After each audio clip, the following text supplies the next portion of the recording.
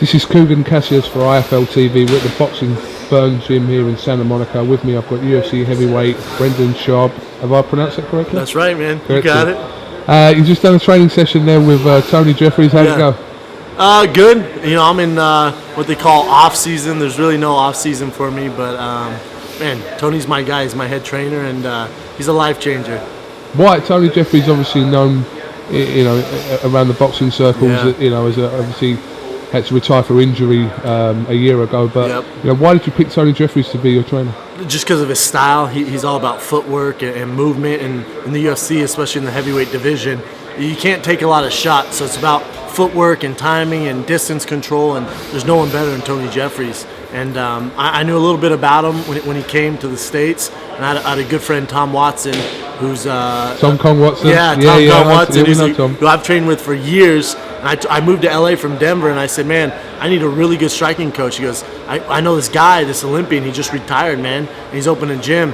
I came down here. I literally live 2 miles from the gym, so it was just a coincidence. Came down here, and right away, Tony and I hit it off. So it took a little convincing for him to be my full-time head coach, but I did it eventually. Funny you should mention Tom Watson, because I've never actually met Tom Watson, but Tom watches all our videos, our boxing videos, so he's like a big fan. Oh yeah. He tweets me all the time about, you know, you've done a great interview, blah, blah. I've never met him, so it's Tom's quite the weird. man. Tom actually fights this Saturday. Oh, okay. Yeah, in New Jersey. Oh, really? UFC 169, New Jersey. Wow. Yeah. So, like I said, today you've come here. It's just a typical session. What you've done here with Tony is just something you do regularly. Yeah, this is something I do at least 4 or 5 times a week with Tony. Move around, hit game plan. You know, this is my third workout of the day. So it's the third workout of the day. So when I see Tony, you know, he's good about not overworking me, because not a lot of coaches were fighters. You know, and like my last camp, Tony had me on his Olympic schedule, and you know, he's a middleweight, man, so he had a heavyweight on his Olympic schedule. And probably 6 weeks into the camp, I turned to him and said, T, I'm exhausted, dog. And he's like, really? I'm like, yeah, man, you gotta realize I'm not a middleweight, man. I'm 250 pounds. You're running me like a gazelle out here. So I think he was like, oh yeah, and then he had to tone it down a little bit. So as I was talking to you off camera, you know, I don't confess to being a massive UFC fan. I'm kind of them ones that, you know, will watch the bigger fights, but I'm openly admitted to that. I'm more of a boxing casual fan. Yeah, I'm more of a boxing fan. But is a UFC fighter linking up with a boxing, like I said, trainer or person? Is that a common thing in the UFC? Would you say? Yeah, I think it's common. I think you know, because you're gonna have a boxing coach, a jiu-jitsu coach, a wrestling coach. So what I've done is assembled the 3 very best in the world, and they just happen to be here in LA. So I get the world-class jiu-jitsu with Henner and Hiron Gracie, wrestling I do with Mark Munoz, and then my boxing with Tony Jeffries. So there's none better. I have the blueprint to be champ. So you said you're off season at the moment. Have you got a fight lined up at the moment? I don't. We're just kind of waiting. Coming off a big win in September, and actually my first fight with Tony, working my corner as my head trainer. So it's a first round win. So we're kind of just waiting. All the top guys are kind of tied up, and they're going to fight each other. So I would assume we fight in April, May. Being obviously, I'm from England, and there doesn't seem to be too many like English MMA fighters that sort of make it into the UFC. Like Michael Bisping being probably the most notable one. Yeah, Bisping's big. He got a couple guys. Yeah, you got Bisping. I'm trying to think who else. You got Hardy, who retired. There's a guy called Jimmy Manoa. I don't know. Yep, he's fighting Gus Finn in the main event out there. If you need tickets, let me know. I'll hook you up. We'll convert you to a UFC fan in no time. Definitely. I mean, there's always the comparisons. I mean, we're talking about this off camera as well, but you know, people are always sort of avid.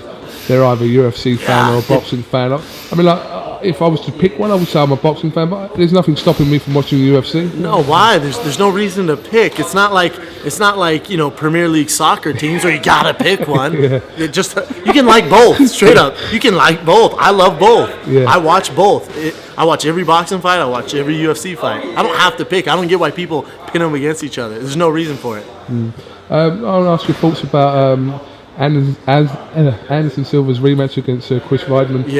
Obviously it didn't happen for Anderson. He snapped his leg. His leg fell off. It was incredible to see that happening. What did you make of that? Man, I wish Anderson was just retired after he lost the first one. They're talking about he's going to come back for the end of the year, so I wish he would just give it up, man. I hate to see he was basically like seeing Bruce Lee in his prime and actually fight, and then now he's kind of on his way out. So I like the way George St. Pierre did it, left on top. We never saw him lose, so it's pretty cool. Okay, so what's your plan for the rest of the day, Brendan? Rest of the day, relax. I got another 2 sessions tomorrow, so now the recovery starts. Probably grab some coffee with Tony after this. I'll probably watch him work you out, hit some mitts, and then we'll figure it out. Yeah? Yeah. You declined my offer to spar you. I did, man. I don't want any. Why? You got this big boxing knowledge. I don't know. You might have this secret left hook. I gotta keep the shots to the head on the low, man. I know you haven't got a fight lined up, but I don't want to put you in action before it's even announced. So.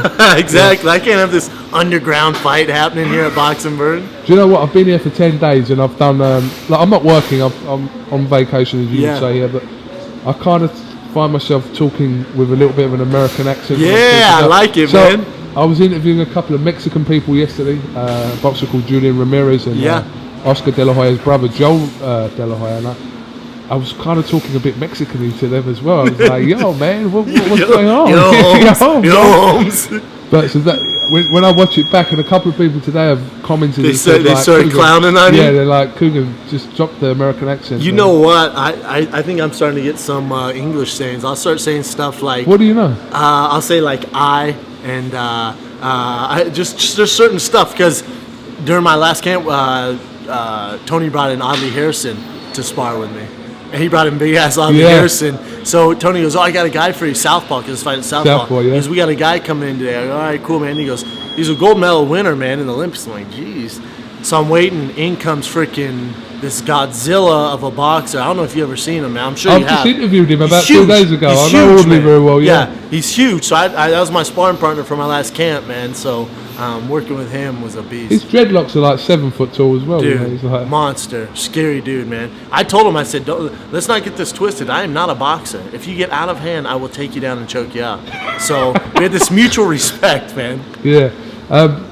Where I'm from, obviously, I'd be known as a Cockney. Have you heard that term, Cockney, before? So if you're from London, or I'm just outside London, a place called Essex, so we'd be known as Cockney. So I'm going to teach you something now, so you're going to... Let's do it, man. So. I'm going to warn you, though, my mom was born and raised in England, so I'm half English. She's born in Stroud, so what's up? So, okay, so if I was to just see you down the street, I'd sort of say, all right, mate, how you doing? Oh, mate, how you doing? That's legit! That's legit! You hear that? Man, Hollywood. Or if you was really Cockney, you could say something like, what's going on, governor? What's going on, governor? Are you kidding this, dude? He's killing it. He's killing it. Killing it. Jeffries, get in on this, actually, Jeffries. Yes.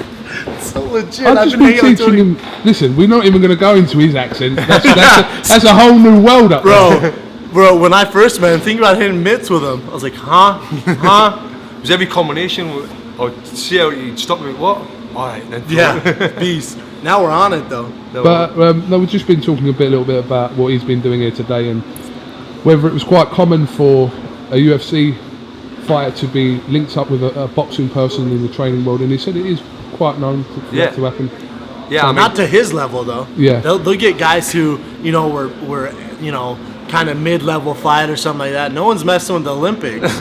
No one's messing with Olympic bronze medalists over here. Come on now. Yeah. So the thing what you've got to respect so much about these MMA fighters is that they've got to have a boxing training. They've got to have the jiu-jitsu, the wrestling, and they put it all together. I mean, I've tried a little bit with him, which was a mistake. I've still got a sore neck now. His neck's all jacked up. You ask him something, he's like this right now. They've got to do kickboxing, Muay Thai. There's so many disciplines that they've got to do, then put it all together. And I've got a whole new respect for MMA fighters since I started working with them. Before I started working with them, I thought, which I know a lot of boxing fans will agree with, it's 2 men hugging on the floor. That's what everyone sees. It's 2 men. But that's what it is. It's like the shit at boxing, then they get on the floor and they hug each other, and then the shit at boxing. Grappling, is that what it's called? Grappling. Yeah, there you go. It's a load of bollocks. But now I've been around him for the last year. I know a bit about it, and now I've got so much respect for it. It's a really, really good art. And to be honest, I prefer to watch UFC than watch boxing now. Wow. Dang. Did you really say Let that? the hatred come. Yeah, Jeffries, man. I do. I've been around boxing all my life since I was 10 years old, watching hundreds and hundreds of fights, and not unless it's a big fight or one of my friends, which I've got so many friends boxing in the UK. I would rather watch an unknown UFC fight than an unknown boxing fight any day. Well, listen, that's your opinion. I think we spoke about this the other day on camera, didn't we? About this UFC and boxing thing. They pump so much into it here, promotion-wise and everything. Promotions at a different level. Be walking down. I didn't have a clue who he was before I started training. No, I did a little bit. No, I never heard it. I still can't remember his last name. I just had to ask him. Schaub. But now we'll be walking down Starbucks and people will be getting pictures with him and shit. And it's like, whoa, that's in LA and it's anywhere you go around America because UFC promote their fighters like crazy. Have you tried to mimic his accent, Brendan? No, never. That's cool. Just too. Tony Jeffries. What, say it again? Go on. Well, come on. Say your name. How long are you new? How many hours have you spent with us? How many hours have you spent with us? That's pretty legit, huh? That sounds Asian, man. His is tough, man. No, he's I can do yours. He can do the Cockney. All right, do that. All right, mate. How you doing? All right, mate. How you doing? That is so terrible. It sounded country. It sounded country. He sounded country. All right. Well, listen, Tony, Brendan, thank you very much for talking to IFL TV, and good luck with your fight whenever it's announced. Appreciate it, man. Hope it all goes well for you. And you and me are going to do some. Let's do it, man. Yeah. Little pad session. Let's do it. Kugan Cassius, Tony Jeffries, Brendan Schaub for IFL TV. Thank you very much. Schaub. Got it.